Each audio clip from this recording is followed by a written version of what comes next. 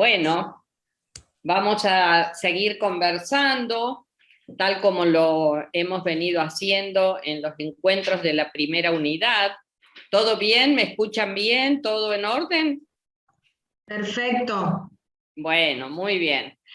Eh, bueno, ustedes saben que les diría entre comillas, la modalidad como metodología que a mí me gusta utilizar y que les propongo es esto de lo que yo llamo conversatorio, o sea, realmente dialogar.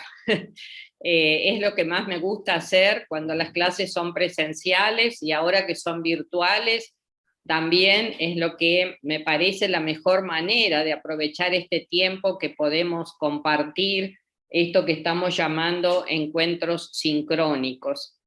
Así que los invito, como siempre, a que este sea un espacio en el que cada uno pueda ir tomando la palabra, planteando sus inquietudes, sus comentarios, sus aportes, y que el entretejido de todas esas situaciones que se vayan incluyendo en esta mesa de diálogo sea lo que nos vaya incentivando para pensar conjuntamente en este rato. Obviamente ustedes ya saben que mientras tanto van en paralelo algunas actividades que seguramente están realizando y también algunas lecturas. Para ubicarnos en el contexto del curso, ya ustedes lo saben, hemos transitado la primera unidad, la segunda, y ahora nos vamos a ubicar ya estamos cuestionándonos acerca de la producción del conocimiento pedagógico, de la producción del conocimiento en educación. Y para que tratemos de identificar algunos ejes conceptuales que nos permitan ir organizando ese pensamiento, yo hoy les propongo, porque es lo que tiene que ver también con las lecturas que les hemos sugerido, que hemos seleccionado, que ustedes están también haciendo, que pensemos en algo central desde la perspectiva epistemológica, que es digamos, ¿qué entendemos por sujetos? Porque saben que la ciencia pretende definirse en líneas muy groseras como un estudio sobre determinados objetos y suponemos que es realizado por sujetos. Y esa relación sujeto-objeto es una relación particular, conflictiva, que no tiene siempre las mismas características, y retomando lo que hemos conversado en encuentros anteriores, viendo, por ejemplo, que hay distintas maneras, distintas perspectivas, distintos paradigmas para posicionarse en la producción del conocimiento, también aquí podríamos decir que la relación sujeto-objeto en los procesos de investigación es diferente en cada paradigma. Según sea el interés de conocimiento, veremos cómo se consideran y qué y cómo se tratan los objetos y quiénes son o somos los sujetos. Entonces, en este eje de la relación sujeto-objeto, un eje fundamental en la reflexión epistemológica, nos podemos parar hoy para empezar a analizar cómo es esa relación y específicamente qué pasa con los sujetos en las distintas perspectivas. Ustedes recordarán que los hemos invitado, porque les he confesado que a mí me parece un pensamiento todavía muy fecundo para mis consideraciones, a usar esa clasificación de intereses de conocimiento de Habermas. Habermas nos abría la puerta para pensar que hay intereses de tipo instrumental, muy pragmáticos, que ubica dentro de perspectivas científicas que se corresponden con las ciencias empírico-analíticas. También considera que hay otro interés de conocimiento que no pasa por la búsqueda de la explicación, sino de la comprensión, y en ese caso ubica a los conocimientos ya más dentro de las ciencias sociales específicamente, que buscan el mayor entendimiento, fundamentalmente a través del lenguaje, entendiendo por lenguajes muchos códigos posibles entre los sujetos. Ahí también está apareciendo una determinada concepción de sujeto, y también Habermas abre la puerta, que probablemente esto sea su aporte más original, en mi humilde opinión, y todavía el menos frecuentado, porque las otras dos categorías y divisiones y reconocimientos de intereses de conocimiento están más aceptadas en este momento de la historia de la cultura en el campo científico, pero lo que es realmente emergente, a pesar de haber sido formulado ya hace algunos años, aún no se instala suficientemente en un reconocimiento colectivo más generalizado, la posibilidad de que exista un interés de conocimiento emancipatorio. Y ahí también, como otra modalidad, otra perspectiva, otro paradigma para ubicarnos en la producción de conocimientos, nos podríamos preguntar qué pasa con los sujetos. No sé si me van siguiendo en el esquema de análisis que les estoy proponiendo. ¿Se entiende? Bueno, si así fuera, les agradezco los deditos en alto. Si así fuera, veamos. Y la pregunta empieza entonces por empezar por algún lado. ¿Qué pasa con el sujeto que realizan las investigaciones o los sujetos que realizan investigación cuando estamos dentro de un interés técnico, de un interés instrumental, de un interés pragmático, eficientista de conocimientos, que es el que ubicamos más frecuentemente en las perspectivas empírico-analíticas? ¿Qué pasa con el sujeto en ese territorio? Ustedes habrán visto, por ejemplo, algunos recursos que estamos ofreciendo, como esa clasificación que es como una ayuda para sistematizar, que hizo nuestra colega Susana Argüello, pero seguramente también ya pueden pensar por sí mismos qué pasa con los sujetos en la perspectiva empírica analítica. ¿Qué pasa con él, los, las, les investigadores? ¿Qué tenemos para decir sobre su lugar, sus perspectivas, sus posibilidades, sus derechos, sus limitaciones, la mirada en que se ubican en el campo del conocimiento? ¿Alguien se anima a ir pensando en voz alta? A mí me parece que, por empezar, es complejo porque en realidad la mirada no debería ser sujeto-objeto, sino sujeto-sujeto. Vamos a empezar por ahí. O sea, en educación no podemos hablar de objetivar los sujetos, porque si no, sí estamos en un paradigma donde no nos permite ni analizar ni comprender, sino solamente describir en función a interpretaciones previas que tenemos, o explicar también en función a interpretaciones previas que tenemos. Muy bien, mi corazón. Discúlpame, pero no me acuerdo tu nombre. María del Carmen, no importa. Ah, María del Carmen. Ahí te veo con tu nombrecito. Sí, María del Carmen, tenés razón, por cierto, vos estás yendo más rápido de lo que yo pretendía. No, te cuento algo antes de que sigamos con esto, porque me quedé impactada, porque en realidad a mí me encanta la pedagogía y desarrollo, o sea, tengo a mi cargo pedagogía dentro de la institución Muy bien, formadora me encanta encontrarme con pedagogos y pedagogas.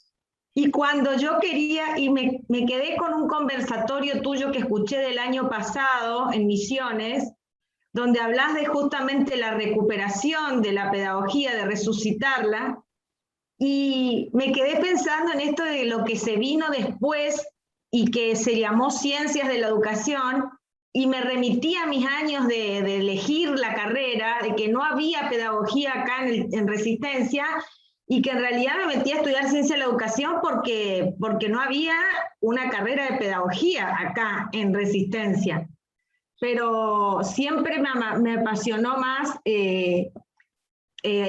digamos, dentro de todo lo que vi, me quedé con pedagogía, o también me llamaba mucho la atención siempre la filosofía y la relación de la filosofía con la pedagogía, pero era como que tenía mayor resistencia, como vos bien decís, sin de menospreciar ni de tener un tinte negativo, porque las disciplinas como la sociología y la psicología nos han hecho muchos aportes, pero en realidad se fue perdiendo eso de preguntarnos el para qué la educación, por qué la educación, por qué estamos haciendo lo que estamos haciendo, o sea, volver al sentido de lo educativo, digamos. Bueno, eso me lo había notado porque dije, ni bien la veo, se lo voy a decir, porque la verdad que me... Bueno, a mí también me costó asumir ese pensamiento y te agradezco mucho que me acompañes. María del Carmen me está llevando y te agradezco. Es lo bueno de estos diálogos. Me doy cuenta que ustedes están mucho más allá de donde yo quería arrancar, así que voy a ir mucho más rápido para llegar a esas inquietudes que ya están en el grupo.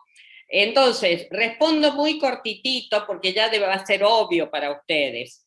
En la perspectiva más clásica de la ciencia, y estoy hablando de las ciencias en general, ustedes saben que las primeras que se constituyeron sistemáticamente y tuvieron toda una serie de desarrollos epistemológicos, incluso que terminaron siendo normativos para regular y separar qué era el conocimiento científico del que no lo era, con sus firmes líneas de demarcación.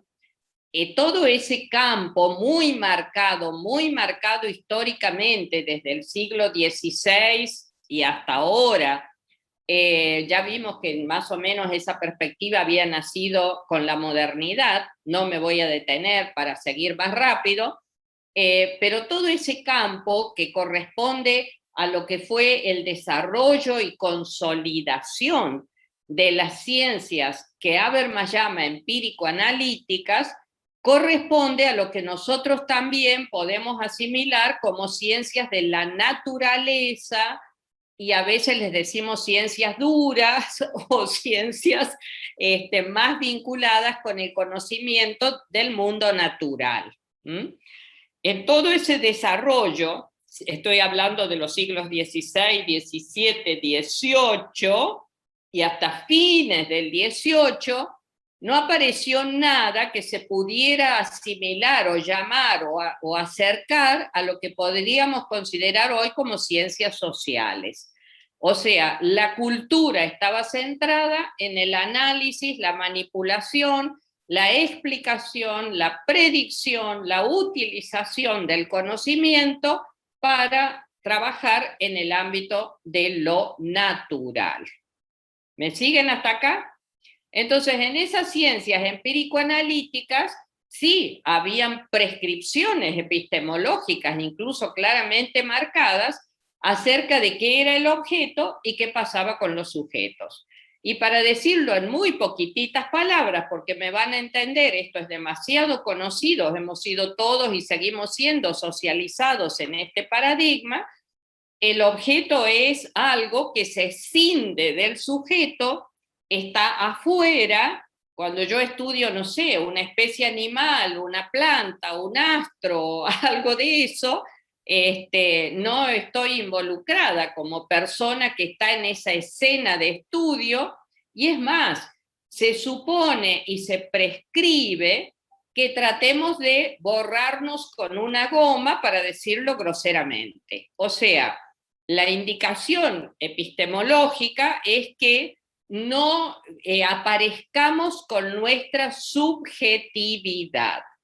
Por eso el valor supremo de la objetividad puesta del lado del objeto. Entonces el sujeto no tiene que llevar ni sus pasiones, ni sus intereses, ni nada a la escena de conocimiento, ¿sí? El sujeto debe borrarse. El sujeto en esta perspectiva epistemológica es algo que molesta, que interfiere, que hace ruido. Si el sujeto aparece, puede desvirtuar el conocimiento. ¿Se entiende lo que digo? La objetividad es la que permitiría que ese conocimiento sea sustentable independientemente de quien lo diga. Cualquiera que observe debería ver lo mismo. Y entonces tenemos la garantía de que el conocimiento, entre comillas, es verdadero. Porque el sujeto no está influenciando de ninguna manera esa posibilidad de conocer. ¿Vamos bien? Entonces, en la perspectiva empírico-analítica, la primer columna instrumental, técnica, etcétera, de Habermas, el sujeto no existe. Si estamos de acuerdo y podemos seguir, veamos qué va pasando, y nuevamente les remito ya a un momento histórico mucho más cercano. Ya llegamos al siglo XX y ya dijimos que la situación se transforma en más claramente rupturista prácticamente a mediados del siglo XX, independiente de que hubieran algunos antecedentes, como Dilthey, por ejemplo, que a fines del siglo XIX clasifica las ciencias en ciencias de la naturaleza y ciencias del espíritu.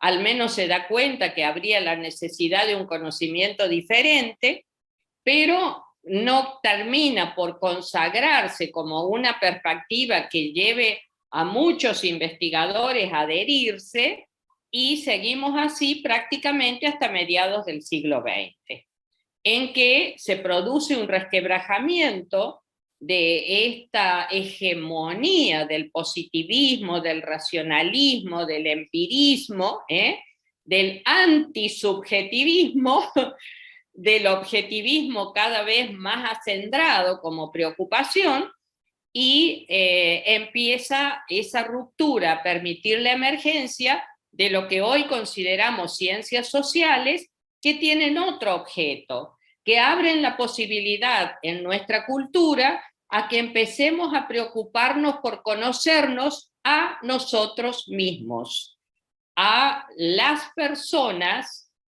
y a las sociedades. El objeto deja de ser la naturaleza para ser lo humano y social. No es que desaparezca lo otro, se abre otra línea de trabajo para el conocimiento en nuestra cultura. ¿Se entiende lo que estoy diciendo? El otro continúa muy felizmente sus cauces, pero se abre una alternativa diferente para quienes tengan interés de pensar qué sabemos acerca del hombre y de las sociedades. Ahí entonces aparece otra manera de trabajar lo humano que advertimos muy rápidamente no se corresponde con esas prescripciones epistemológicas puestas para el positivismo, el racionalismo, el empirismo, etc. ¿Por qué? Porque para empezar a conocernos, empezamos a darnos cuenta que los que vamos a conocer somos nosotros, y ese nosotros no se puede descargar de la subjetividad. Mucha agua pasó bajo el puente para que esto sea posible. dos grandes pensadores claves en la historia de nuestra cultura lo fueron habilitando. Freud, que plantea que a los hombres se nos hace incluso imposible manejarnos solo con criterios de racionalidad, es un fetiche pensar que podemos ser siempre y permanentemente, en toda ocasión, absolutamente racionales, y abre la puerta a que lo subjetivo se desborda, nos avasalla, nos atraviesa, y no hay ninguna manera de ser humano que no sea cargando la subjetividad, por lo que tenemos que hacernos cargo de la misma, porque la subjetividad nos arrastra, nos lleva, nos orienta, nos conduce, nos atraviesa. Estamos totalmente entretejidos en la misma. Ahí aparece una noción de sujeto. Pero también el otro pensador que realmente permite abrir las fisuras, que abran este nuevo cauce al conocimiento, es Marx, porque el reconocer la sociedad como algo material no puede dejar de ver que de todas maneras lo hicimos las personas. Y una sociedad es blanca, amarilla, roja, negra o a cuadritos, según las personas que hayamos construido esa estructura. Entonces, ahí aparecen los sujetos. Si yo quiero conocer la estructura, no puedo conocer la estructura si no trabajo sobre los sujetos que generaron la estructura. No sé si se entiende. Esos sujetos que generamos la estructura, a su vez somos condicionados por la estructura, pero somos los únicos que podemos modificar la estructura. No hay otra ley de la naturaleza que vaya a cambiar nuestra sociedad. Nuestra sociedad solo se va a modificar si los que estamos adentro la modificamos. ¿Se entiende lo que estoy diciendo? Así que acá aparece la necesidad ineludible de lo subjetivo. Algunos autores, como Pedro Demo, van a decir que en las ciencias sociales son incluso intrínsecamente ideológicas. Y eso ustedes lo habrán empezado a ver, por ejemplo, cuando leyeron Folari. Porque en la misma constitución del objeto está la subjetividad de quienes lo fuimos construyendo. ¿Se entiende esto? Con lo cual tiene que aparecer el sujeto. Ya aquí aparece el sujeto. Si me van siguiendo, ahora voy a ver qué pasa con las ciencias sociales, más o menos estarían caracterizadas, serían la segunda columna de Habermas, el interés centrado en la comprensión, que podemos llamar ciencias interpretativas, ciencias hermenéuticas, ciencias del lenguaje, ciencias de lo social. Porque esta perspectiva no sirve para entender la naturaleza, sí sirve para tomar y construir otro objeto, que es el conocimiento de lo humano y de lo social. Ahí vamos a acercarnos, fíjense que ya estamos hablando de nuestra historia, mediados del siglo XX. Ubiquémonos incluso muy concretamente en la Argentina, a década del 60. Si ustedes repasan un poquito la historia de la educación argentina, van a ver que es un momento de transición muy significativo. Es un momento en que se produce un quiebre entre perspectivas de dos tipos que se fueron dando con anterioridad. El positivismo, que más claramente impregnó el nacimiento de la escuela pública argentina a fines del siglo XIX, ¿vamos bien? Y una onda de espiritualismo que también apareció en la década del 30, que buscaba un rescate desde perspectivas más filosóficas de visiones más humanistas, pero que no llegó tampoco a producir transformaciones sustantivas del sistema escolar. Más vale quedó como, les diría, superpuesta una cierta mirada positivista que consideraba que la ciencia era esa que se hacía con toda la objetividad, el racionalismo, el metodologismo, etcétera, etcétera, el rigor, y una mirada humanista que iba de la mano de la vocación docente, de los chicos que deben ser acompañados, y una emergente idea de infancia que fue muy apoyada también por una importante perspectiva pedagógica de principios del siglo XX, que fue la Escuela Nueva. ¿Vamos o no? ¿Sigo? Bueno, ¿qué pasa entonces? Así veníamos hasta mediados del siglo XX. Ya dijimos el problema de las guerras mundiales, el orden geopolítico mundial queda configurado por lo que se conoció como la Guerra Fría. La Guerra Fría era la guerra que continuaba entre dos grandes bloques ideológicos: el capitalismo del lado occidental y representado en la Unión de las Repúblicas Socialistas Soviéticas un eje de raíz marxista que suponía o pretendía la implantación de perspectivas, dice que socialistas, pero con enfoques que no lograron llegar a concretar cabalmente esas aspiraciones. Entonces, el mundo era una pugna entre Rusia y Estados Unidos. Inicial como dos países que luego de la guerra quedan como líderes en el bloque occidental. En ese contexto aparecen algunas emergencias en un continente sometido, explotado, colonizado, hambreado, que éramos América Latina. Empieza a sentirse la posibilidad que en eso que era un caldo de cultivo bastante proclive o facilitador de la emergencia de ideas de carácter más socialista o que plantearan la reivindicación de mayores derechos humanos, fíjense que recién empezábamos a hablar de derechos humanos, mediados del siglo XX, aparece por el lado de Estados Unidos como potencia hegemónica la preocupación por tratar de sofocar eso para que no nos fuéramos a desviar por el lado del comunismo. ¿Me siguen?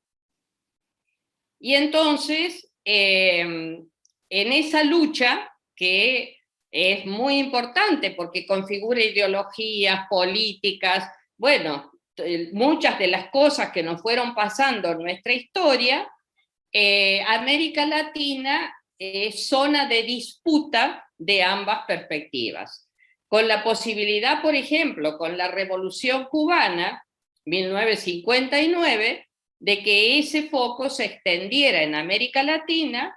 Entonces el bloque, llamémoslo más occidental, liderado por Estados Unidos, siente la terrible preocupación de que hay que tratar de apagar ese incendio y empieza con políticas que, entre comillas, pretendían beneficiar a los países de América Latina para impedir que estos se adhirieran a las perspectivas más vinculadas con el marxismo.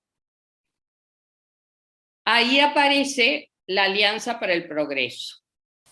Y ahí aparece toda una línea de acción de los organismos internacionales de crédito que intervienen en nuestros países, supuestamente dándonos recursos para que mejoremos la educación, la salud, no sé qué más tendríamos que mejorar, por supuesto a cambio de cierto sometimiento a la estructura y al modo de operación de la formación capitalista. ¿Vamos bien? Ahí entonces, ¿qué pasa con estos organismos que nos empiezan a dar plata y se produce esta alianza supuestamente para nuestro progreso?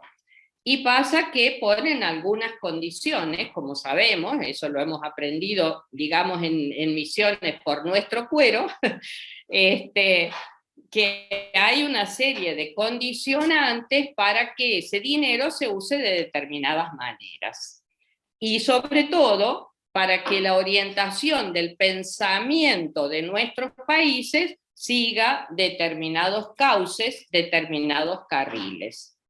En esas modificaciones de lo que vamos a empezar a llamar los procesos de modernización que se inician en la Argentina en la década de los 60, ¿cuáles son las concepciones que se generalizan? Bueno, para poder intervenir sobre el sistema escolar, había que empezar por descalificar el sistema escolar.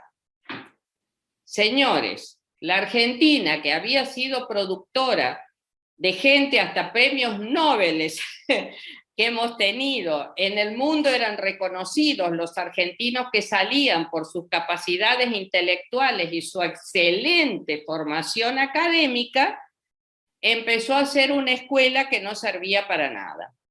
Era obsoleta, retrógrada, ritualista, no hace más que imponer y generar trabas a lo que podría ser algo más creativo, etcétera, etcétera. Entonces, hay que ver qué nos dicen las ciencias. Y fíjense acá cómo en el mismo momento histórico aparecen ciencias que se están configurando y que buscan también tener presencia, porque deben tenerla, y de hecho si no, no sería así la realidad. Todo tiene presencia política. Cuando algo existe, ya es parte de la política, con el solo hecho de existir. Si existe la psicología, y bueno, ya es una disputa por los sentidos acerca de qué generaliza y motiva las conductas. Entonces ya ahí tenemos disputas éticas, filosóficas, políticas, etcétera, que se van entramando con los grupos y las disciplinas y las estructuras de conocimiento que se van generando. Esas ciencias emergentes quieren tener presencia y señalan tener verdades para poner a disposición del desarrollo de los países. Aparece entonces la importancia de reconocer los aportes de la psicología, de la sociología, de la antropología, de la economía. Bueno, sigan ustedes la lista que quieran para entender qué nos pasaba en educación. Mientras tanto, los saberes que teníamos en educación, que era nuestra, hasta donde pudiéramos válida pedagogía, para estas perspectivas cientificistas, racionalistas, era charlatanería. Nosotros estábamos diciendo cosas de viejos, desactualizadas, que eran pura filosofía, que no servían para nada. Teníamos que lograr sistemas escolares eficientes, eficaces, racionales, organizados, con la lógica de las organizaciones capitalistas que buscan la productividad por encima de cualquier otro valor. Entonces, la discusión sobre los valores es pura charla. Tenemos que ver cómo hacer más eficiente la enseñanza. Entonces, todo lo que es debate acerca del campo educativo se fue reduciendo cada vez más a la didáctica, a cuestiones que tenían que ver con la tecnología de la enseñanza. Ahí se acabaron las discusiones de para qué educamos, qué sentido tiene, para qué le servirá a este chico saber, qué es importante o no importante saber, etcétera, etcétera. El asunto es que hay que llegar acá, y para llegar acá el camino más directo, más rápido, más eficiente, etcétera, etcétera, es este. esa lógica, bueno, ahora me acerco a lo que le preocupaba a María del Carmen.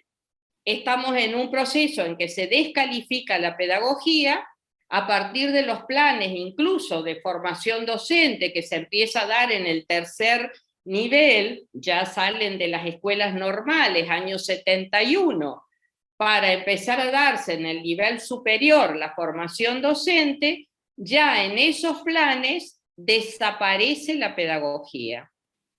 Y desaparece la pedagogía y es reemplazada por problemática educativa.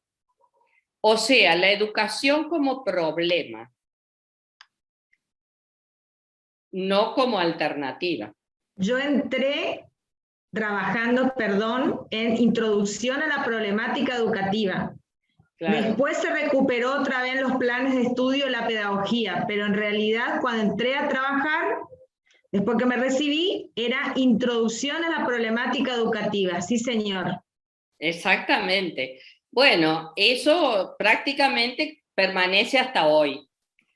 A nosotros lo vamos a asumir que uno está en la sociedad y no siempre es consciente de hacia dónde nos va llevando, nos van llevando las olas que van orientando la sociedad. Yo también fui parte de eso y no lo podía percibir porque estábamos tan seducidos por las nuevas tecnologías, por el eficientismo. Nos parecía hermoso fijarnos los objetivos y poner actividades que fueran pertinentes para esos objetivos y que la evaluación tuviera que ver con los objetivos, que fascinante para cualquier persona que además, bueno, fuera tan obsesiva como podía ser yo, por ejemplo. Entonces, eso fue una ola que nos fue arrastrando. Pero ahora volvamos, ya vamos a seguir con la historia de la pedagogía después, volvamos a ver más y las distintas intereses de conocimiento. Empezamos a estar también conflictiva y contradictoriamente ya encontrándonos conciencias de carácter hermenéutico. Por ejemplo, sociología de la educación, antropología de la educación, no sé si se entiende, psicología de la educación, ya son ciencias sociales. Ana María, buscan la interpretación, termino esta idea, pero hay que ver desde dónde miran a la educación. Y ahí nuevamente aparece la preocupación por qué sujetos puestos en el lugar de objetos o puestos en el lugar de sujetos, que es la primera pregunta que nos hacía María del Carmen. Y ahora con mucho gusto te doy la palabra, vos eras Norma. Nombre, Norma o Elena. No, sí, simplemente esto que tiene que ver con lo que estabas explicando muy claramente, de cómo la historia se repite y persiste, digamos, no solo que se repite, sino que persiste y como que volvemos a las mismas, podríamos decir, resistencias, luchas. Me acordé fuertemente cuando empezó, no sé, hace 4 o 5 años, la presidencia anterior a esta, y cuando se empezaron a poner en cuestión los proyectos aprobados desde el CONICET y otros organismos en ciencias sociales, y se desfinanció y vino todo ese ataque tan brutal hacia todo lo que tiene que ver con la investigación en ciencias sociales, ¿no? Digamos, es como recurrente, como interminable, y de tantos avances que hubieron, de tantos científicos, digamos, para mí fue muy, muy fuerte, ¿no? Porque fue como ver parte del pasado, que yo lo escuché, digamos, por la edad, y lo leí en libros de historia, y ver parte del pasado que volvió brutalmente. Entonces, retomo lo que vos decías, premios Nobel, científicos de relevancia que ya en un momento tuvieron que exiliarse, volvieron, y vuelve a pasar lo mismo, y vuelve a haber un vaciamiento. Digo, Lo interesante, me parece, Norma, para entender esto que nos pasa, que parece que vamos para un lado y venimos para el otro y vamos para allá y volvemos para acá, es que nos demos cuenta que esto es el bloque de la historia contemporánea, que en esa historia contemporánea estamos trabajando todos, sabiendo y sin saberlo, en una lucha, en un conflicto, que es una puja por los significados, porque los significados orientan las políticas y las prácticas, y en esa lucha por los significados no hay una única cosmovisión, no hay una única ideología, no hay una única manera, volvamos a Kuhn, de ver el mundo y de practicar en él las ciencias. Hay maneras de ver el mundo para las cuales estas ciencias que nosotros estamos propiciando, incluso lo que yo les voy a proponer que hagamos en educación, van a ser vistas como, bueno, charlatanería, son experiencias. Lo que hacemos los docentes, bueno, son algunas actividades, pero eso no es investigación. La investigación se hace en otro lado. No sé si me explico. Estas cosas que se nos deslizan y que nos constituyen son las que tenemos que poder advertir, porque si no, también terminamos siendo dominados, pero terminamos siendo dominados en los términos clarísimos y marxistas que planteó Freire. O sea, el dominador está dentro de nosotros. Entonces nosotros mismos, yo viví esas etapas cuando se empezó a descalificar por obsoleto, por viejo, por retrógrado, por lento, por aburrido, lo que se hacía en las escuelas.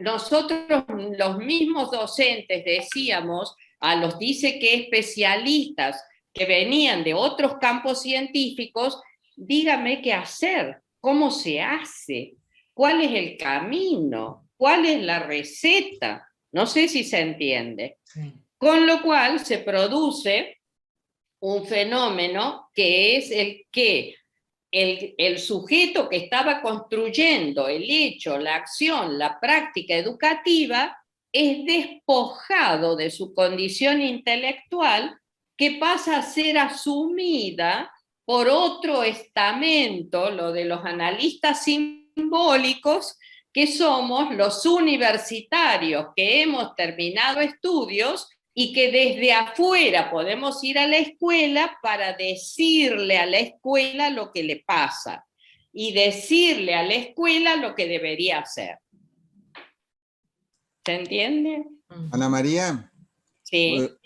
Un comentario, pregunta, que quizás te saque un poco del registro de tu exposición, pero que a mí se me viene a la mente cuando conversamos estas cosas. Yo veo reflejado este fenómeno, no sé, quizás me equivoque, en algo que se ha puesto de moda mucho y que se ha incorporado bastante, incluso en personas que están formadas en el campo educativo, sobre las famosas competencias. Claro. Ahora resulta que todo es competencia, el currículum por competencia, la didáctica por competencia, la evaluación por rúbricas.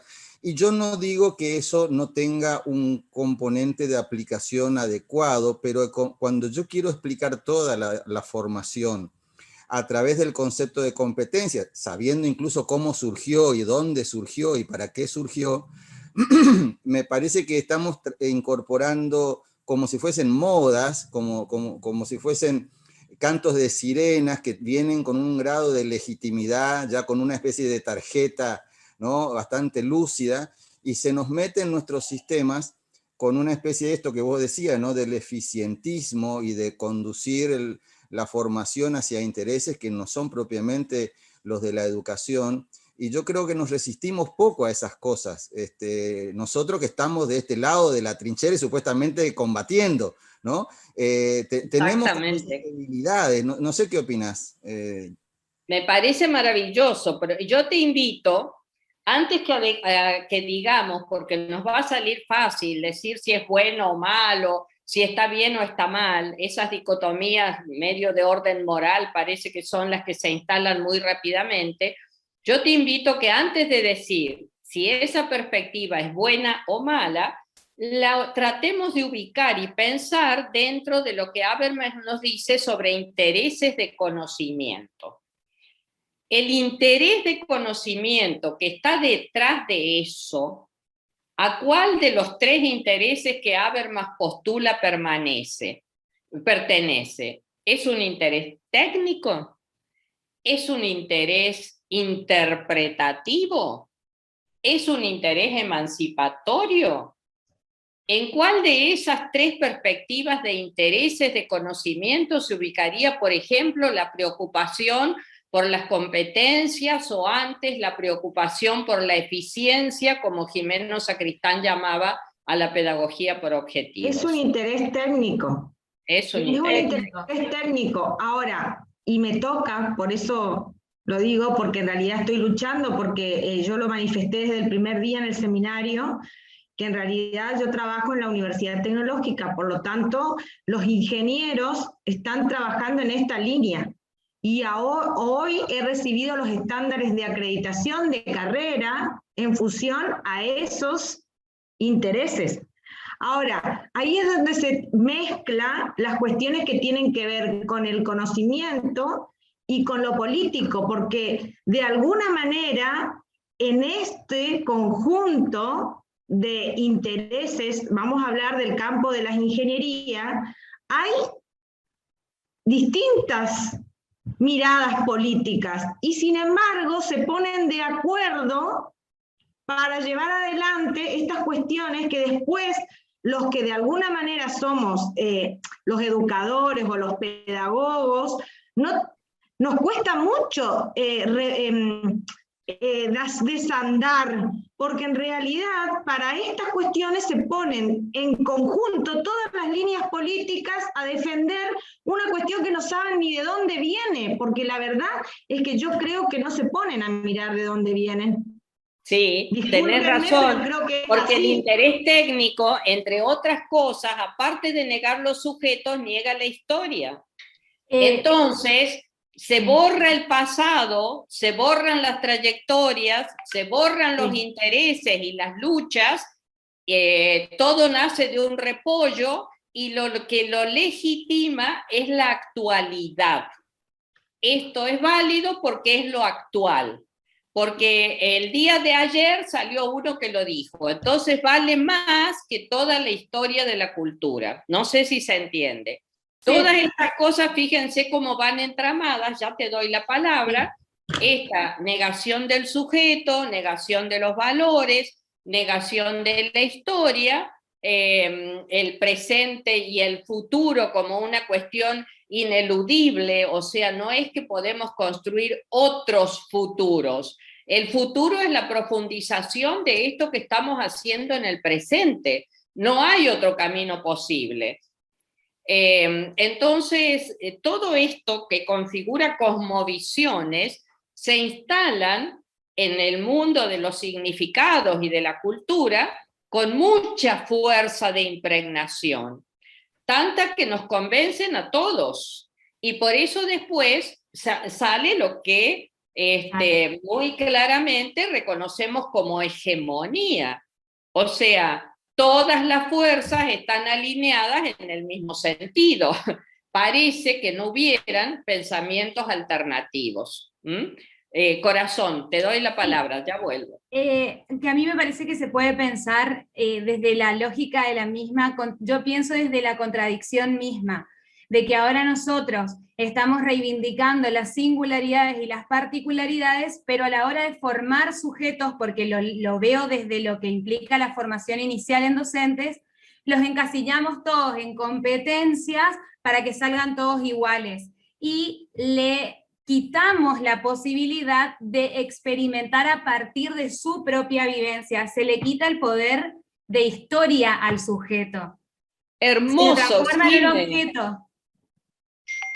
Hermoso, hermoso lo que estás diciendo. Estás haciendo una síntesis de todo esto que estamos planteando. O sea, la perspectiva técnica borró a los sujetos. Nos dijo a los educadores, por ejemplo, ustedes no se preocupen por pensar que ya va a venir la capacitación, no sé, de Inglaterra, de Estados Unidos, de España, de la estratosfera, en algún plato volador, sobre todo de los países o de las metrópolis, y ustedes van a saber qué tienen que hacer, siéntense en el curso, tomen nota bien, repitan lo que nosotros le decimos y seguramente van a lograr lo que todos deseamos. Nadie nos preguntó si sabíamos lo que deseábamos y nosotros creemos que el perfeccionamiento pasa por eso que en alguna medida está incluyendo una actitud de sometimiento, una resignación de nuestra capacidad intelectual puesta en manos de especialistas, analistas simbólicos, bueno, personas que tienen otro nivel aparentemente de formación, pero que simplemente llegaron antes que nosotros a esos niveles de productividad, de rendimiento y de constitución y de aceptación de determinadas ideologías. Entonces, veamos qué pasa con los sujetos. Yo estoy hablando de los docentes en el campo del conocimiento. Las ciencias sociales empiezan a reconocer la existencia de sujetos. Tal como dijo, la primera que habló hoy fue María del Carmen, que habló de que no se podía separar al sujeto del objeto, que el sujeto estaba implícito. Bueno, cuando empezamos a reconocer lo subjetivo, hemos hecho un gran avance. O sea, en este mundo turbulento, nadie nos prometió uno mejor, pero al menos en este mundo turbulento queremos estar con un poquito más de conciencia. Y entonces nos damos cuenta que hay que recuperar el sujeto.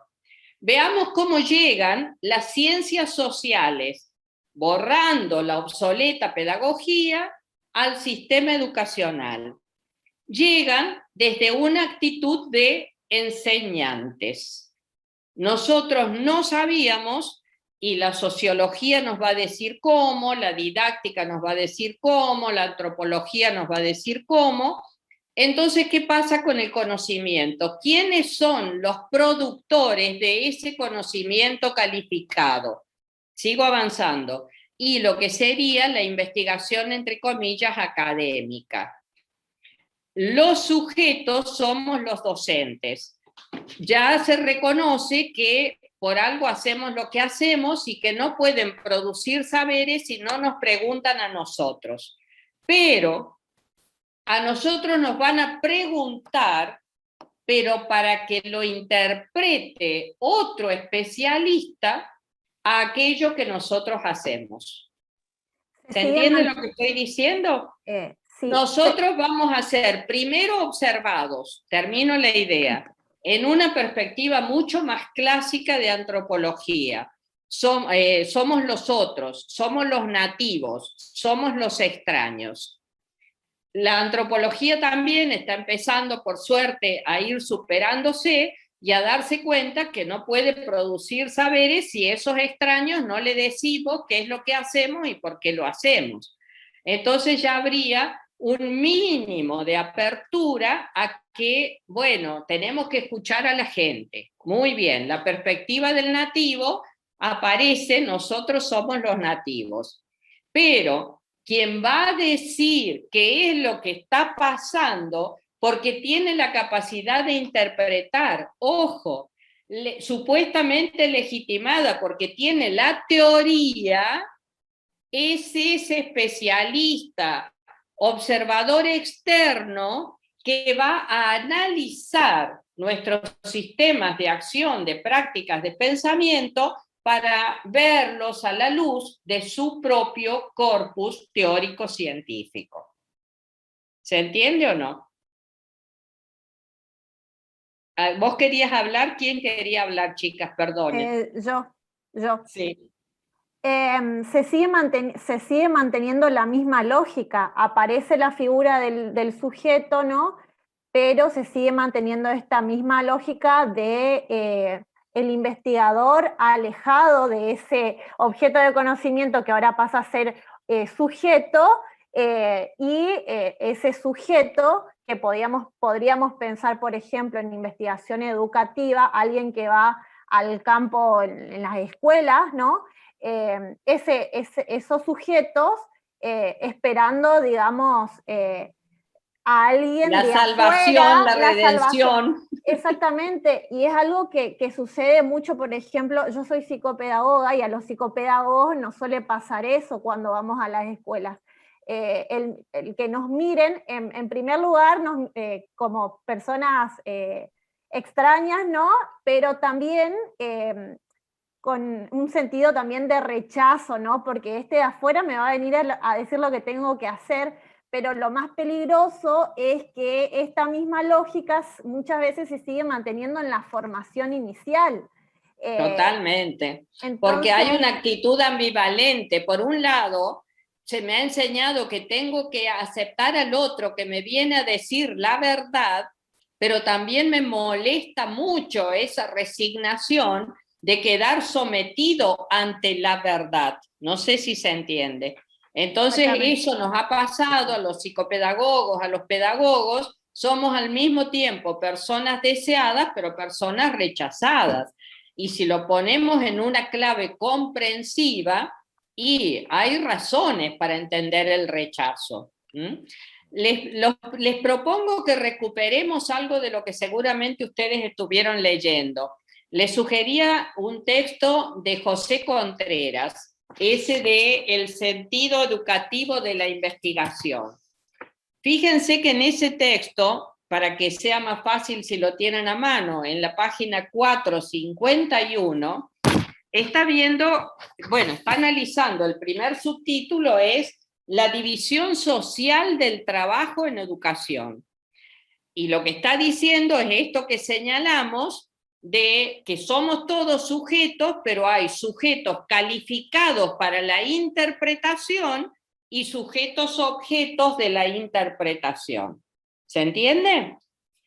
Sigan un poquito más y fíjense que dice una segunda, la primera consecuencia de esta estratificación de los actores sociales en la escena del campo educativo, una de las primeras consecuencias, dice él en la página 449, en primer lugar, la jerarquía entre académicos y enseñantes se traduce en una jerarquía en la relación entre la investigación y la práctica, de tal modo que se establece una conexión unilateral entre la primera y la segunda.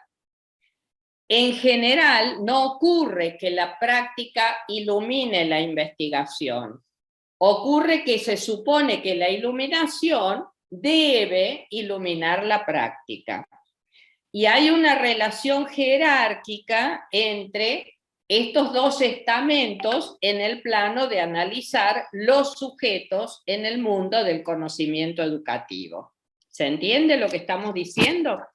Pero fíjense que después en la página 451 dice una segunda consecuencia de la división entre académicos y enseñantes es que al ser la propia práctica educativa el objeto de investigación pedagógica, las formas de investigación tal y como se usan suponen normalmente una expropiación de los datos a los participantes, una desposesión de la información que su propia práctica genera, con la concomitante desposesión de sus capacidades para obtenerlas por sí mismos. Fuerte el párrafo, ¿eh? Tiene un poco que ver con lo que dice María del Carmen, que alguna vez estuvimos marcando, ¿no? Tanto es así, les digo que empíricamente me ha pasado, gente, yo he transitado por todo esto, ¿eh? O sea que tengo estado en el barro tanto como cualquiera, solo que trato de hacer algún grado de conciencia de estar en el barro. Carlos, por ahí Conozco, conocí, por ejemplo, 2 casos concretísimos de colegas mías, pedagogas, una pedagoga, otra antropóloga, que hicieron sus tesis de maestría. Una en una escuela de San Juan, otra en una escuela de Posadas.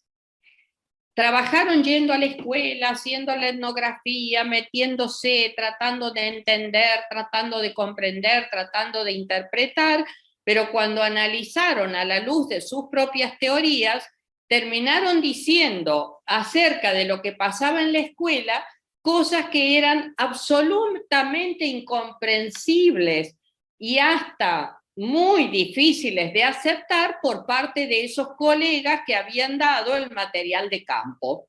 No sé si se entiende.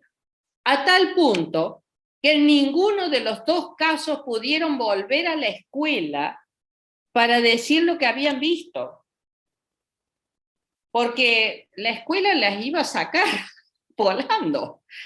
Porque no tenía nada que ver con lo que la escuela pensaba que hacía, quería hacer, creía hacer, no sé si se entiende.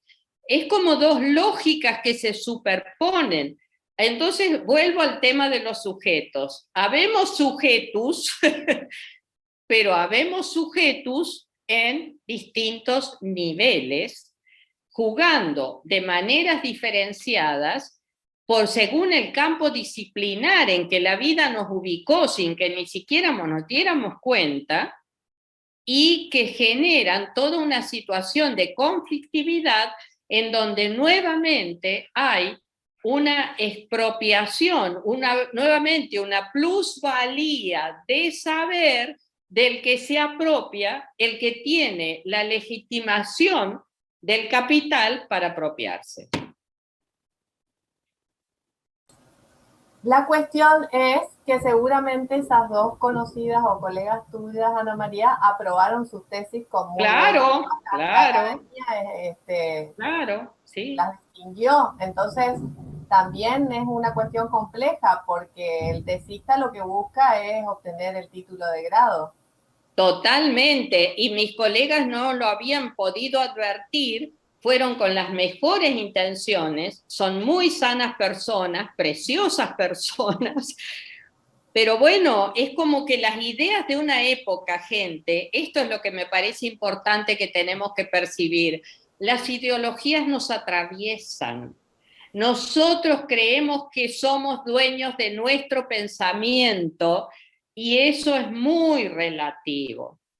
Entonces, cuando estas cosas pasan, resulta que necesitamos generar otro conocimiento, un conocimiento que nos permita, entre comillas, darnos cuenta en primer lugar, un conocimiento que esclarezca, un conocimiento que por contextualizar, por historizar, por comprender a los sujetos en una clave de igualdad, es que nos permita darnos cuenta de en qué punto estamos posicionados en la sociología de la producción de saberes.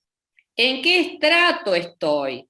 Estoy comodísimo diciendo, ay, bueno, yo soy categoría 1, por eso tengo el mejor sueldo y lo miro así, al que de abajo viene haciendo pininos para llegar a las 5 y me parece genial esa estructura, porque bueno, es lo que plantea el mérito de haber llegado a la 1. Y bueno, es que bueno, las cosas se fueron también facilitando según ciertas condiciones iniciales. O sea, estamos en tramas sociales que no manejamos. Entonces, tenemos 2 desafíos, y quizás entonces tiene razón Habermas cuando nos invita a buscar un conocimiento que nos emancipe. ¿Nos emancipe de qué? Nos emancipe de la distorsión de los conocimientos producida por la hegemonía de ideologías que nos obturan la posibilidad de entender qué está pasando y de dónde sale, de qué galera sale cada conejo. Entonces, Lo primero es el esclarecimiento como camino de emancipación. Pero ojo, tampoco alcanza con el esclarecimiento.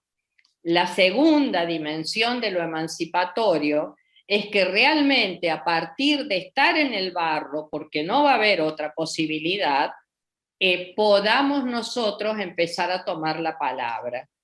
Esa va a ser la auténtica emancipación. Cuando cada sujeto pueda hacerse cargo de su pensamiento, de la dimensión ética de su conducta y la dimensión política de su estar en la sociedad. Cuando los docentes podamos producir conocimientos, decimos hoy nosotros, desde y para la educación. Cuando nosotros nos sintamos capaces de decir, yo voy a pensar lo que hago y lo que me pasa. No voy a ser un sujeto que sea interpretado por otros. Está bien que nos piensen, que venga el que sea y piense, hay libertad de pensamiento. Lo que no está bien es que por resignarme a que me piensen, no piense por mí misma. ¿Se entiende lo que digo?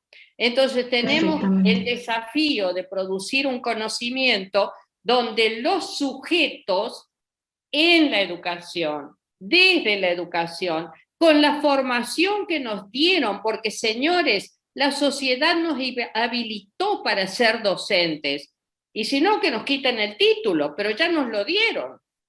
Hicimos todos los deberes para merecerlo. Entonces ahora, ¿por qué no podemos producir nuestra propia ciencia pedagógica?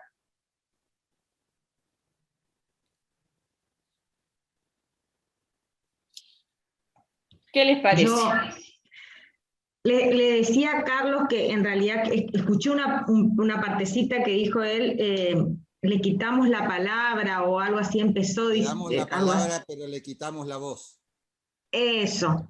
No le quitamos la palabra, pero le quitamos la voz. Y yo me doy cuenta porque en el proyecto actual, en uno de los proyectos actuales que estamos trabajando, somos 2 especialistas en educación y los demás son ingenieros. Y inclusive el director del proyecto es ingeniero.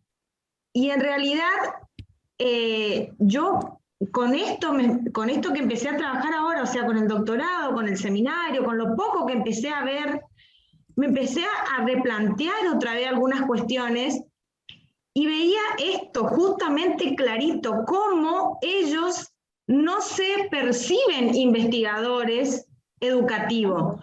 En realidad, ellos prestan los datos y cuando los llamamos a veces, porque justamente nosotros lo dábamos por descontado, es decir, los educadores o los especialistas nos poníamos en el plantel de los especialistas, interpretamos con nuestras categorías lo que ustedes nos dicen, tal cual. Y yo me doy cuenta cuando le decía la vez pasada, ustedes tienen que ser parte, o sea, no es solamente poner la cátedra o poner los datos o trabajar o darnos la palabra, etcétera, sino que tenemos que hacer un trabajo conjunto y escucharlos a ustedes a ver qué piensan, qué opinan de lo que está pasando, por qué pasa eso. Porque si no, no tiene sentido, o si no estamos nosotros interpretando una cosa desde nuestros marcos teóricos, pero puede ser totalmente diferente lo que esté ocurriendo. Totalmente. Y lo más grave es que mientras tanto, desde la perspectiva educativa, a ver, ¿por qué la investigación que pretendemos hacer la llamamos investigación educativa? Yo suelo decir en mis apariciones que es educativa sí y solo sí es educativa, o sea, si educa. Y fíjense que si toda práctica social educa, en ese modelo de investigación en el que uno es el que sabe y el otro es el que aporta la base para que el otro siga sabiendo, hay una relación social que se aprende. Hay una relación de desvalorización, de sometimiento, de no puesta en valor, de yo no soy capaz, de dígame qué hago. No sé si me explico. Y eso es lo que también estamos enseñando, no solo en las clases, en la escuela, todos los días, sino también en los procesos de investigación educativa. Entonces, si bien no es mi intención, y yo lo he hecho, reitero, estoy en el mismo barro, hacer este tipo de prácticas de los que pretendemos interpretar a otros, mi preocupación desde los valores educativos que puedo sostener es realmente poder formar sujetos, que ellos solos se lean, se escriban, se piensen, elijan y digan, yo quiero ser un tecnócrata por este y este motivo, y que salgan con su banderita, pero que lo elijan con conciencia. ¿Se entiende? Sí, Adriana. ¿Se escucha? Sí. Lo que ocurre es que más allá de lo que aprendemos también modos de relación en nuestros trayectos formativos de las carreras de grado. Entonces, una cosa es el discurso imperante, que es lo que está de moda, lo que queda lindo, y el paradigma que dicen que tengo que utilizar en este contexto histórico particular para hacer frente a diferentes cuestiones y no estar obsoleto. Y otra cosa es lo que se actúa y lo que se dice, el currículum oculto que impera en las prácticas. Entonces, en las carreras de grado no estamos formados como sujetos de investigación de nuestros propios procesos. Y de repente, ¿qué pasa? Que tenemos que empezar a ser investigadores de nuestras propias prácticas cuando ya estamos recibidos, y mientras tanto, ¿qué aprendimos si no nos enseñaron? Lo único que nos enseñaron es una relación jerárquica en donde no tenemos la palabra y donde, a pesar de los cambios discursivos, la lógica imperante sigue siendo técnico-racionalista. Excelente, Adriana, excelente. Y entonces estás planteando una inquietud que es, está bien, no nos enseñaron, o nos enseñaron otras cosas, o nos enseñaron que nuestro lugar era el de que hace experiencias educativas, pero en los congresos vamos a la categoría experiencia, somos chicos que están jugando. Totalmente. No a la categoría de investigadores. Todavía no. ¿Y cuándo sí, entonces? Claro. Y pasa que en algunas instancias de formación, no sé, por ejemplo, nosotros con Marili en la carrera de psicopedagogía, algo que nos abrió la cabeza por ahí fue las didácticas y las pedagogías.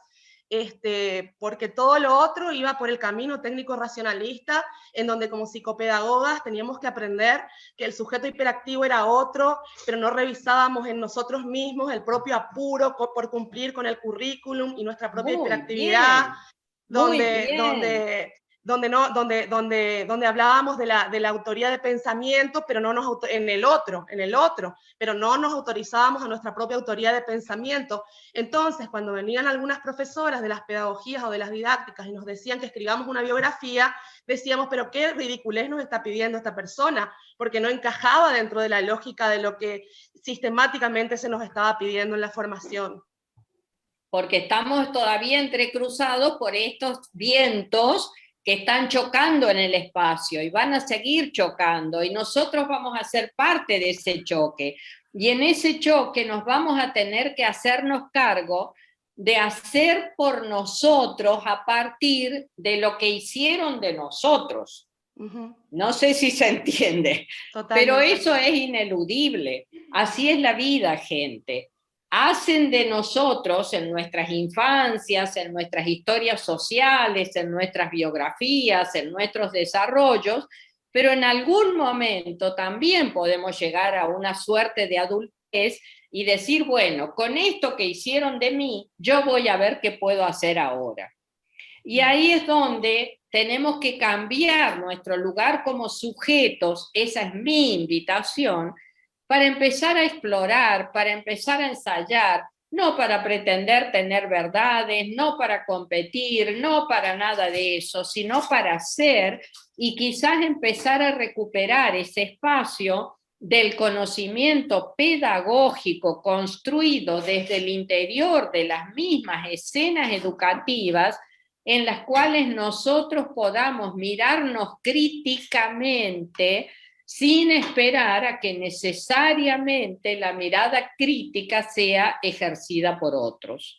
Porque finalmente ya hemos llegado a conquistar en la historia del sistema escolar argentino niveles de formación que son homogéneos. Nuestras carreras tienen tanta duración como la de cualquier otro trabajador de las ciencias sociales. Entonces, ¿por qué es que ellos pueden ser investigadores y nosotros no? No sé si se entiende. Claro, para eso, ojo, nos internamos en otro paradigma, en aquel en el cual buscamos nuestra construcción subjetiva y nuestra capacidad de transformación de lo social dentro de un interés emancipatorio.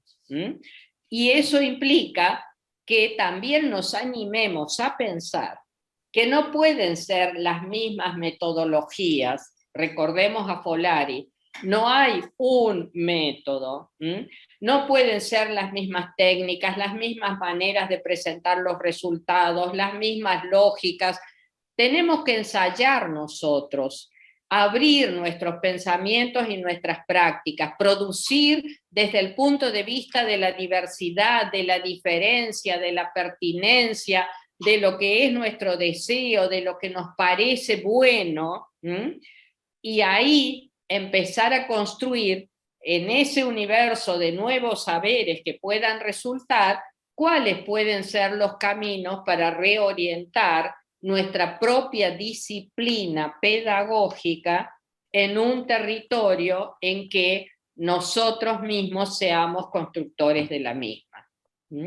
Entonces, es mucho el desafío. Fíjense que estamos llegando no solo a reconocer que estamos en la historia y que no hay ninguna historia que no pase por el conflicto, la convulsión, la lucha de intereses, de posiciones, de prácticas, de ideologías, sino que además queremos hacer una historia propia, inédita. Estamos en pañales, esta perspectiva está naciendo. La vida nos invita a que seamos nosotros los que generemos ese parto y tenemos que decidir si podemos involucrarnos en esa escena.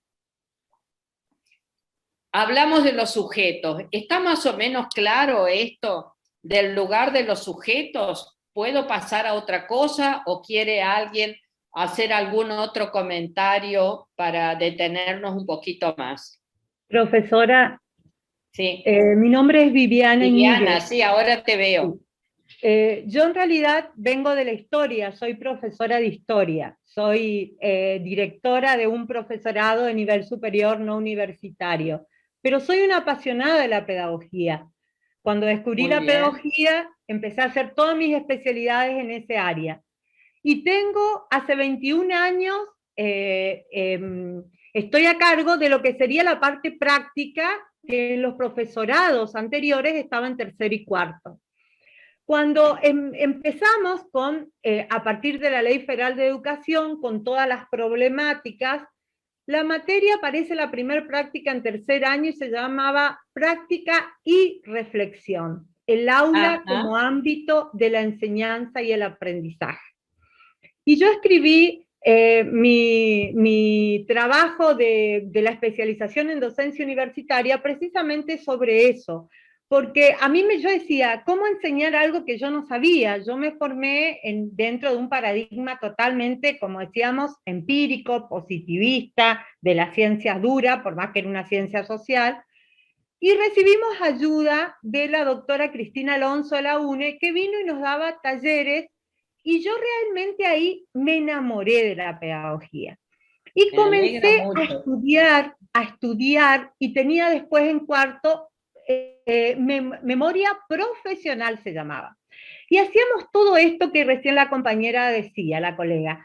el chico hacía una investigación, entraba al campo para poder hacer su proyecto, lo que sería su planificación, hacía entrevistas, hacía encuesta, investigaba, a partir de ahí, ¿no es cierto?, proponía, y después estaban todos los talleres de reflexión, donde nosotros tratábamos que ellos se den cuenta de que producían su propio conocimiento en la práctica, y valorizar ese conocimiento.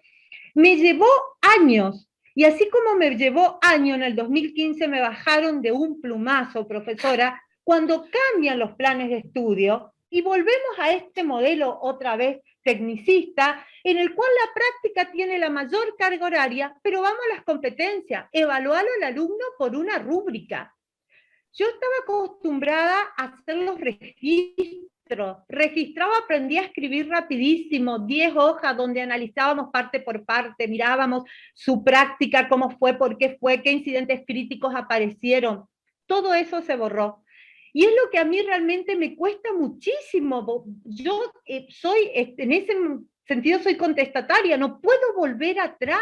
No puedo medirlo. No vuelvas atrás. Me parece hermoso que nos demos cuenta, porque vos lo estás haciendo, que tenés tu propio pensamiento, que no es una cosa, cuando lo conociste te apropiaste de él, decidiste involucrarte en eso, hiciste una profesión de fe, hiciste una práctica consecuente con esa profesión, Y entonces no estamos dispuestos, no somos hojas en el viento. Pensémoslo para cualquier profesión. Si un día, por ejemplo, para la práctica médica, viniera una línea de pensamiento que les dice, no sé, digo porque está de moda ese tema ahora, el tratamiento ante los virus es aislarse. Muy bien, aplausos, hacemos todo eso. Y mañana viene otro que dice, no, el tratamiento ante los virus es salir a jugar a la calle. Y muy bien. Bueno, algún conflicto hay en la sociedad de parte de quien piensa una cosa o piensa otra, porque de alguna manera su propia subjetividad se construyó consustanciada con un sistema de pensamiento. No somos sujetos plenos si no se tiene en cuenta que tenemos sistemas de pensamiento que son estructuras ideacionales, son grandes campos culturales, son ideologías que sustentan nuestro propio cuerpo. Nuestro propio cuerpo va, cruza la calle, sube, baja, va a la derecha o va a la izquierda, según pensemos en determinado sentido. Entonces, no puede ser que esto sea un territorio donde alguien nos dice hay que ir para allá y vamos todos, y otro dice hay que retroceder para allá y vamos todos. Ahí es donde necesitamos reivindicar nuestro derecho de sujetos. Los docentes todavía no hemos terminado de darnos cuenta. Cuando reivindicamos derechos, reivindicamos como trabajadores y decimos, bueno, yo trabajo tantas horas, merezco tal remuneración, mis tiempos, mi formación, etcétera, etcétera. Pero no estamos luchando todavía por la reivindicación intelectual de nuestro trabajo. Y no lo estamos haciendo porque ni nosotros mismos nos hemos dado cuenta que nuestra capacidad intelectual está siendo expropiada, está siendo descreída, no está siendo reconocida. Y nosotros entonces tenemos que pararnos de otra manera, porque nadie nos lo va a regalar, ojo. No nos sentemos a esperar que venga, no sé, del Marte, un satélite que de repente nos diga, ustedes son seres pensantes, porque además no lo vamos a hacer ni lo vamos a aprender a hacer de esa manera. Los derechos se conquistan. Para conquistarlos primero tenemos que ser conscientes de que los merecemos. Cuando nosotros asumamos que realmente somos sujetos de pensamiento, y como sujetos de pensamiento somos sujetos de derecho a pensar, entonces nos ponemos el guardapolvo y vamos a trabajar diciendo, a ver, ¿qué estoy haciendo? ¿Qué es lo que hago yo aquí? ¿Por qué estoy haciendo esto? ¿Quién me dijo que lo tengo que hacer así? Si yo soy un profesional con responsabilidad social y me habilitaron para eso, ¿dónde está mi decisión ética y política para actuar en este sentido o en este otro? Yo vuelvo a decir, no puedo ser una hoja que lleva el viento. La educación no puede ser solo un territorio de aplicación de pensamientos, de teorías y de prácticas de otros. Tiene que ser un territorio de desarrollo de pensamiento, prácticas y teorías propio. Es mi humilde opinión y por eso es que propicio la perspectiva emancipatoria, aunque no sepamos qué se hace, pero ya veremos cómo se hace. ¿Se entiende o no? Bueno, llegamos casi a las 6, ya no puedo empezar otra cuestión. Sí que les puedo decir, sigamos leyendo, gente. El texto de José Contreras es muy rico, tiene una segunda parte que también tenemos que incluir ineludiblemente en una perspectiva emancipatoria. Está insinuado en el título y es el sentido de la educación. La educación se da solamente para llegar a antes, para llegar mejor, para llegar siendo más competente, para llegar siendo más eficaz, sin saber a dónde llegamos. ¿O tenemos un compromiso anterior que es todos preguntarnos qué estamos formando, para qué sociedad estamos formando, qué sujeto estamos formando, pero no para ponerlo en la carátula de la planificación que todos ponemos porque así es lo correcto? Busco un pensamiento crítico, independiente, y después pregunto, y bueno, y en mi clase, ¿dónde está el pensamiento crítico? Y en mi clase, ¿dónde está la democracia? Y en mi clase, ¿dónde está la participación? No sé, esas son las honestas preguntas que tratemos de hacernos nosotros porque es más digno. No sigamos esperando que vengan otros o a hacerlas por nosotros y a decir, los docentes son todos unos inútiles que no saben lo que hacen y entonces por eso los chicos cada vez salen peores. Bueno, son muchas las cosas que están en juego. Entonces, si discutimos la cuestión de que no se trata solo de llegar más eficazmente, sino de preguntarnos a dónde llegar, tenemos que volver a poner en la consideración de las prácticas educativas el tema de los valores, no para declararlos, para trabajarlos educativamente. Y ese quizás sea un rasgo que deberá aportar la pedagogía, porque las otras ciencias tienen otros intereses, y está muy bien que los tengan y no tienen por qué modificarlos. Pero nosotros sí tenemos que saber en qué se asientan nuestras lógicas, cuáles son las bases fundantes de por qué hacemos lo que hacemos.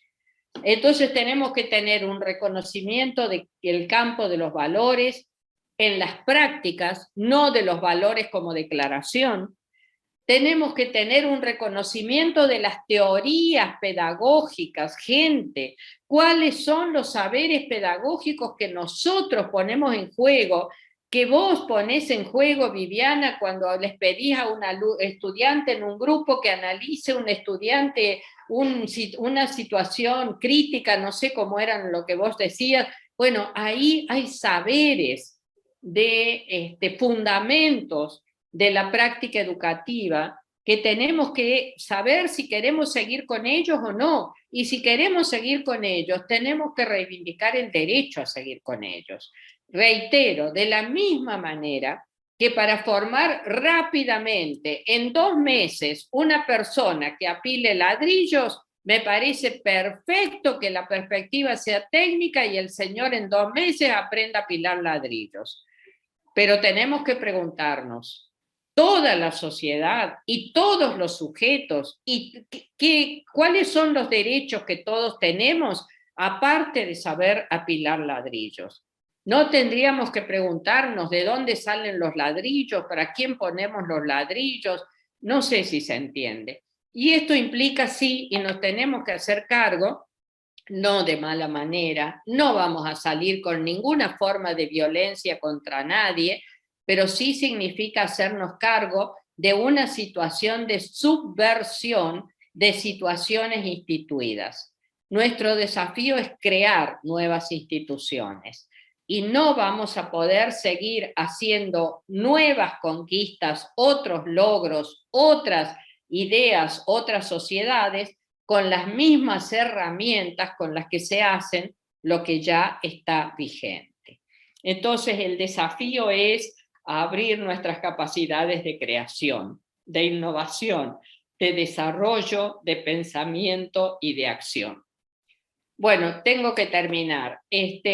Aparte de José Contreras, yo les sugería que lean también un trabajito mío que ahí está puesto a consideración, pero solamente termino con esto. La unidad 3 también exige una actividad de elaboración por parte de ustedes, porque creo que somos capaces y tenemos que demostrar esa capacidad de pensar, la tenemos que poner en funcionamiento.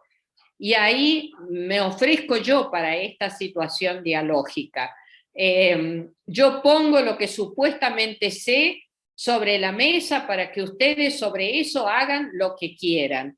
Lo pueden ratificar, lo pueden rectificar, lo pueden tirar a la basura, pueden decir que no sirve para nada. Bueno, yo tengo algunas cosas, ya saben que soy un poco vieja, les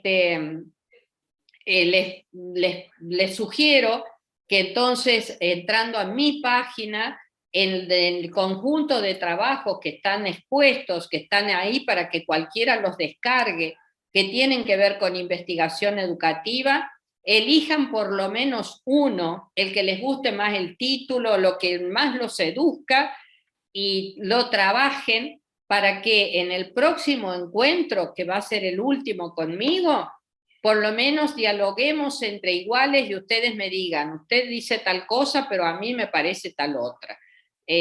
Así les propongo que sea nuestro próximo encuentro.